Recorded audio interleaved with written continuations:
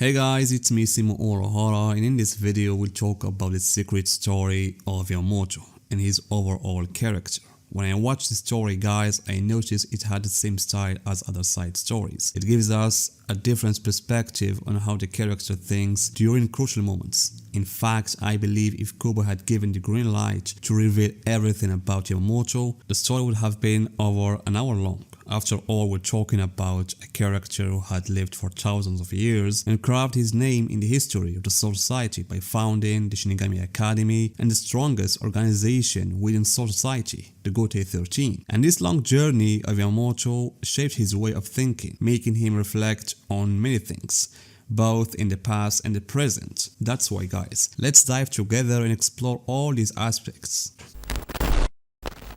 And to begin, I'd like to start with this beautiful introduction to the story, which showcases scenes of the original Goatee 13, accompanied by words that were neither in the manga or in the new anime adaptation. These words seem to be Yamamoto's instructions to his first division members from 1,000 years ago, his very first orders. We already knew that the original Goatee 13 was ruthless in dealing with enemies, and Yamamoto's words here reaffirm that. There should be no mercy or pity towards enemies. They must be eliminated entirely, leaving no trace of them. And this principle made the original Goatee 13 feared by everyone and was a major reason behind many victories, the greatest of which was against Yuabach and his army 1,000 years ago. However guys, what truly surprised and impressed me was the next part of Yamamoto's instructions, as it revealed another aspect of the philosophy of the original Goatee 13, especially Yamamoto's. While he believed that enemies should be fought with full power and defeated by any means without concern for honor or pride,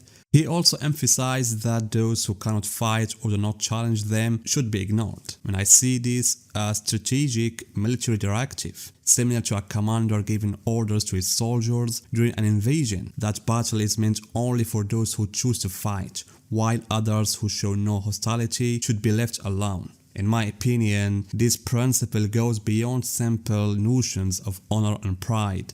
It reflects a sense of nobility, a warrior's chivalry, and this adds another layer to the original Goatee 13's philosophy. Some may assume that because the original Goatee 13 were merciless, they would kill anyone in their path, whether they fought back or not. However, Yamamoto's words here suggest otherwise. Of course, that was in the past. Over the centuries, Yamamoto's character began to change, and it seems he himself noticed that. And this is one of the reasons I found this story so fascinating, guys, because it allows us to see how Yamoto perceives his present self compared to his past. In the scenes that take place after Ichigo entered Soul Society, specifically the Serity, and fights to save Rukia, leading to the revelation of Aizen's true nature, Yamoto was thinking about those events. We see here Ukitake comes to Yamoto to inform him that Ichigo, the Ryoka, is leaving Soul Society and returning to the human world. Yamoto appears to be recalling past events with Ukitake, noting that Yoriichi and Orohara Kisuke were likely the ones who sent Ichigo and his allies, and that they must have known about Aizen's deception long before, a truth that Yamoto himself and everyone else actually failed to uncover until Ichigo's arrival. And here Yamoto internally acknowledges something important. He was starting to think that maybe one of the reasons he was unable to detect Aizen's schemes all these years was his old age. He even admits that if he were still in his prime, he would have used all the means necessary to eliminate Ichigo and his friends. And this to me guys is a significant revelation because it shows that Yamamoto is aware that he has changed over time. We're talking about someone who had lived for thousands of years, meaning time itself has left a mark on him. And actually it makes me wonder, if Aizen had existed during Yamamoto's prime, would the old man have had the instincts and sharpness needed to uncover Aizen's deception? Especially since Aizen's ability isn't just ordinary move or ordinary trick, but a powerful illusion that can completely deceive even the sharpest minds. perhaps the structure of the Goatee 13 in the past and the presence of other powerful figures in Yamamoto's younger mindset would have created obstacles for Aizen's schemes at the time. Another important point, guys, is that if Ichigo had arrived in the Soul Society during the days of the original Goatee 13, he would not have survived, let alone succeeded in saving Rukia. Yamamoto's words here were clear.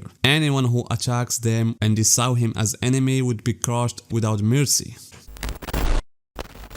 On the other hand, guys, there is also a second part of the conversation between Yamoto and Ukitake, and also contained another important topic: Yamamoto's thoughts on the badge that Ukitake was about to give to Ichigo. Before Ukitake handed the badge to Ichigo, Yamamoto requested him that he should continue monitoring the surveillance aspect of the badge. We know that the Substitute Shinigami badge was originally designed as a surveillance tool to observe the human that they gave him the Shinigami power. And here Yamamoto stated that Ukitake should continue monitoring Ichigo and those around him to ensure they were trustworthy. And I believe Yamamoto made this decision based on past experiences. I'm speaking here about case of Genjo Kugo, because guys, let's not forget what Toshiro said at the end of the Fullbring arc, that before Ichigo came into the picture, the plan was that once a new Substitute Shinigami appeared, he would attract the attention of Genjo, and then once Genjo got close to him, the Goatee 13 would eliminate both of them, the first Substitute Shinigami, who is Genjo, and the new one. However, because the new Substitute Shinigami turned out to be Ichigo, and because he fought battles to save Rukia and played a major role in exposing Aizen's plot, everything changed. That's why I find Yamamoto's decision with Ukitake very crucial, as it shows how his mindset changed. Because the most they would do was monitor Ichigo and see how he acted. And of course, in my opinion, Ukitake, Rukia, Renji and Byakuya all understood that Ichigo would definitely